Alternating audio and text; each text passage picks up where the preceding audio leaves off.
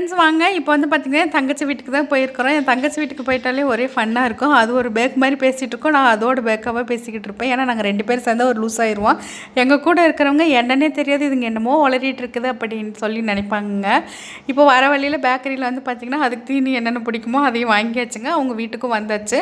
காலையிலக்கு என் தங்கச்சி வந்து பார்த்திங்கன்னா தோசை தான் வந்து செஞ்சுருந்தாங்க. வந்தோடனே நான் போய் துணி மாற்றிட்டு வரேன், நீ தோசை ஊற்றுமா எனக்கு பசிக்குதுன்ட்டு நான் போய் துணியை மாற்றிட்டு வந்துட்டேன். வந்து வீடியோ எடுத்துகிட்டு இருந்தேன், குத்திடுவேன் கொன்றுவேன் அப்படின்னு என்னெல்லாம் மிரட்டிகிட்டு இருந்தாங்க. சரின்னு சொன்னேன். காலையிலக்கு தக்காளி சாம்பார், தேங்காய் சட்னி, தோசையோடு முடிச்சிச்சுங்க. மதியானத்துக்கு வந்து பார்த்திங்கன்னா சிக்கன் பிரியாணி, அதை வந்து மேக்னேட் பண்ணிகிட்டு இருந்தாங்க. அப்போ வந்து நான் சொல்லிட்டு இருந்தேன், சக்தி மசாலா பிடிக்கும், சிக்கன் பிரியாணி பிடிக்கும்னா சக்தி மசாலா தானே பிடிக்கும் அப்படின்னு சொல்லி காமெடி பண்ணிகிட்டு இருந்தேன். அதுக்கப்புறம் அவங்க அதை கலந்து வச்சுட்டு இருந்தாங்க. நான் என்னுடைய வேலையை முடிச்சுட்டு வந்து உட்காந்துக்கிட்டேனுங்க. அவங்க என்னமோ பண்ணிகிட்ருக்காங்க. நான் வந்து பார்த்திங்கன்னா சிக்கன் கிரேவி தான் வந்து செஞ்சுருக்கேனுங்க. அதுக்கப்புறம் வந்து பார்த்திங்கன்னா கரம் மசாலா, அதுவுமே வந்து பார்த்திங்கன்னா சக்தி மசாலா தான்.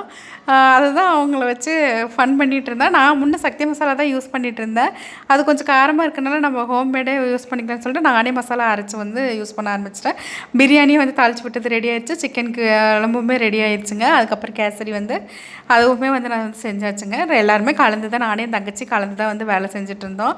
அதுக்கப்புறம் நல்லா ஃபன்னாக காமெடியாக ஜாலியாக இருந்துச்சு. எங்கள் பொண்ணுக்கெல்லாம் வந்து வரதுக்கே மனசு இல்லை, ஆனால் பட் இன்றைக்கி வந்து வந்தே ஆகணும் அப்படிங்கிற ஒரு கட்டாயங்கிறனால வந்து பார்த்திங்கன்னா கூட்டிகிட்டு வந்துட்டு மறுபடியும் வந்து சித்தி வீட்டுக்கு போகலாம் அப்படின்னு சொல்லிட்டு வந்தாச்சுங்க.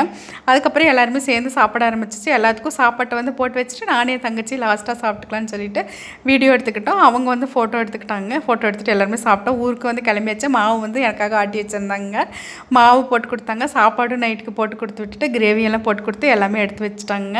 அப்புறம் மாங்காய் வந்து இருந்ததுன்னு கொடுத்து விட்டாங்க. நம்மளும் வந்து வீட்டுக்கு கிளம்பி வந்துட்டுருக்குறோமுங்க. நான் வந்து பார்த்திங்கன்னா அம்மா வீட்டுக்கோ தங்கச்சி வீட்டுக்கோ போனேன் அப்படின்னா நைட்டுக்கு சமையலும் சேர்த்தியே செஞ்சு கொடுத்துருவாங்க. நமக்கு வேலை இருக்கிறதுனால ஜாலியாக இருக்கும், நல்ல ஃபன்